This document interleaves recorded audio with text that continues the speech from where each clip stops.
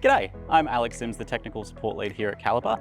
Today we're up here in Townsville supporting Townsville City Council to install our non-contact sewer level monitoring solution. This is our second install site today. We've been on the Army base already and now we're here in suburban Townsville. The solution we're installing today is a Cactus Multi paired with a Vega C21 radar sensor, leveraging the Modbus inputs of our device. It allows us full configurability over the reference height of the water and the ground plane as well. While the environments we're installing in today aren't conducive to typical technology, sewer manhole riser is somewhere where we actually thrive. Our IP68 rated Cactus Multi device is perfect for scenarios like this where we're not sure if it's going to be submerged or not, so we err on the side of protecting against that.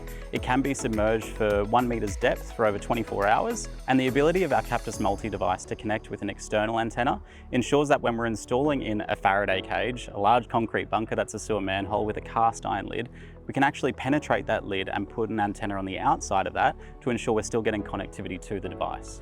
Some of the environmental factors that are going to impact this solution are high levels of H2S, given we're mounting in a manhole sewer, inundation of water, and high temperatures. So we have to be sure that we're protecting against those when we're manufacturing and designing these solutions.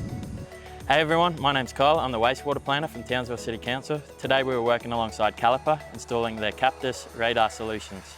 Not only are these radars small, compact, tree-wired and easy to set up, they will also give us a better outlook on our sewer system and when potential overflows could happen.